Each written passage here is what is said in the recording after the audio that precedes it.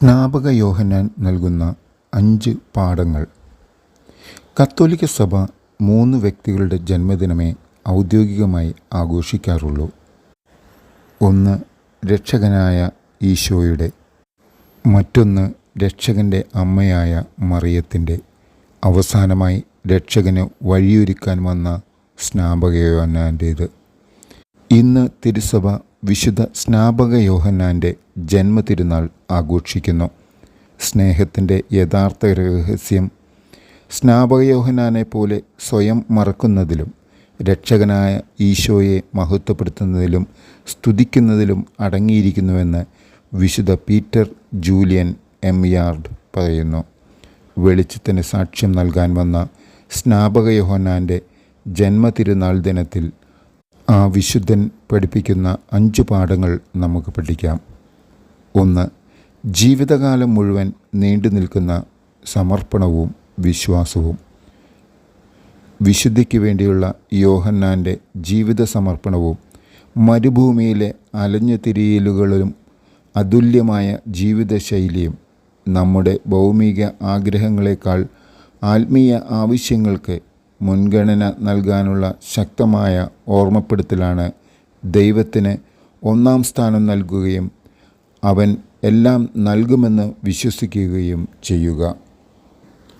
മത്തായി 6:31-33 യേശു ഇതിനെക്കുറിച്ച് നമ്മെ ഓർമ്മിപ്പിക്കുന്നു. അതിനാൽ എന്ത് ഭക്ഷിക്കും, എന്ത് പാനം ചെയ്യും, എന്ത് ധരിക്കും എന്ന് വിചാരിച്ച് നിങ്ങൾ ആകുലരാകേണ്ട. വിജാതീയരാണ് ഇവയെല്ലാം അന്വേഷിക്കുന്നത്. നിങ്ങൾക്കിവയെല്ലാം ആവശ്യമാണെന്ന് നിങ്ങളുടെ സ്വർഗീയ പിതാവ് അറിയുന്നു.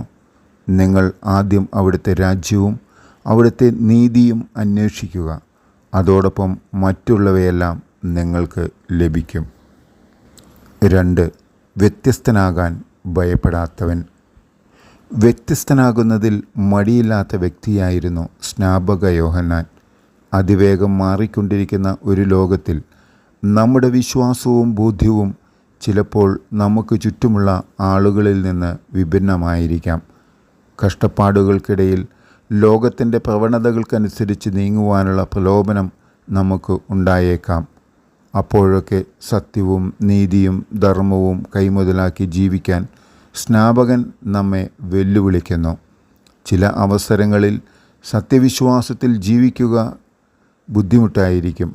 വിട്ടുവീഴ്ചകൾക്ക് വേണ്ടിയുള്ള മുറവിളികളും വർദ്ധിച്ചേക്കാം. അങ്ങനെയുള്ള സാഹചര്യങ്ങളിൽ സ്നാപകൻ്റെ മാതൃകയും വാക്കുകളും നമുക്ക് ആശ്വാസവും പ്രതീക്ഷയും നൽകുന്നു. 3. വിളിയിൽ വിശ്വസ്തയോടെ അനുഗമിക്കുക. ദൈവരാജ്യം കെട്ടിപ്പടുക്കുന്നതിൽ നമുക്ക് ഓരോരുത്തർക്കും പങ്കും പങ്കാളിത്തവും ഉണ്ട്. പൗരോഹിത്യത്തിലേക്കോ സന്യാസത്തിലേക്കോ കുടുംബജീവിതത്തിലേക്കോ ഏകസ്ഥ ജീവിതത്തിലേക്കോ വിളിക്കപ്പെട്ടാലും നമുക്ക് എല്ലാവർക്കും ദൈവത്തെ സ്തുതിക്കുവാനും പരസ്പരം പങ്കുവയ്ക്കുവാനുമുള്ള ദാനങ്ങളാൽ ദൈവം നമ്മെ അനുഗ്രഹിച്ചിരിക്കുന്നു. മറ്റുള്ളവർക്ക് വഴിയൊരുക്കുക, മറ്റുള്ളവർക്ക് വഴി സുഗമമാക്കുക എന്നത് ജീവിതത്തിലെ വിലപ്പെട്ട ഒരു പാഠമാണ്. മറ്റുള്ളവരുടെ നന്മ, കഴിവുകൾ എന്നിവയെ കൂടുതൽ പ്രകാശിപ്പിക്കുവാൻ അനുവദിക്കുന്നതിന് നമ്മുടെ താലന്തുകളും ശക്തികളും ഉപയോഗിക്കുക എന്നത് സ്നാപക ജീവിതത്തിൻ്റെ ശൈലിയാണ്. ദൈവരാജ്യം കെട്ടിപ്പടുക്കുന്നതിൽ നമുക്ക് ഓരോരുത്തർക്കും വഹിക്കുവാനുള്ള പങ്കിൽ വിശ്വസ്തയോടെ നമുക്ക് മുന്നേറാം. 4. ആനന്ദിക്കുക. മറിയത്തിൻ്റെ അഭിവാദനം കേട്ടപ്പോൾ എലിസബത്തിൻ്റെ ഉദരത്തിൽ ശിശു കുതിച്ചു ചാടി. ലൂക്ക 1:41. സ്നാപകൻ തൻ്റെ അമ്മയുടെ ഉദരത്തിലായിരിക്കുമ്പോൾ ആദ്യമായി ഈശോ അടുത്തു വരുമ്പോൾ സന്തോഷത്താൽ തുള്ളിച്ചാടിയതായി സുവിശേഷകൻ രേഖപ്പെടുത്തിയിരിക്കുന്നു. ക്രിസ്തു സാന്നിധ്യങ്ങൾ ആനന്ദകരമായ അനുഭവങ്ങളാക്കി മാറ്റുക. ക്രിസ്തുമതത്തിൻ്റെ സത്ത തന്നെ പ്രത്യാശയിലും സന്തോഷത്തിലുമാണ്. ജീവിതം എത്ര കഠിനമായാലും മരണത്തിൻ്റെ കവാടങ്ങളിലൂടെ സഞ്ചരിച്ചാലും യേശു സാന്നിധ്യം ജീവിതത്തിൽ ആനന്ദം തരും. നമ്മൾ ഒരു ഈസ്റ്റർ ജനതയാണെന്നും ക്രിസ്തുവിൻ്റെ മരണത്തിലൂടെയും പുനരുത്ഥാനത്തിലൂടെയും രക്ഷിക്കപ്പെട്ട ഒരു ജനത എന്ന നിലയിൽ സന്തോഷത്തോടും ആനന്ദത്തോടും കൂടി ജീവിക്കുവാൻ സ്നാപകൻ നമ്മെ പഠിപ്പിക്കുന്നു. 5.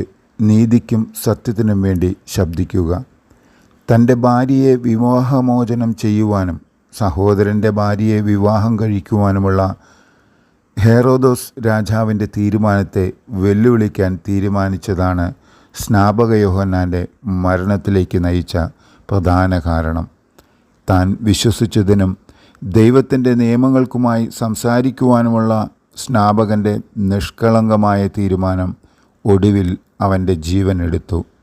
എന്നാൽ അവൻ്റെ നിശ്ചയദാർഢ്യവും അചഞ്ചലമായ നിർമ്മലതയും ലോകത്തിലെ അനീതികൾക്കെതിരെ നിലകൊള്ളുവാനും സംസാരിക്കുവാനും സ്നാപകൻ നമുക്ക് ധൈര്യം നൽകുന്നു.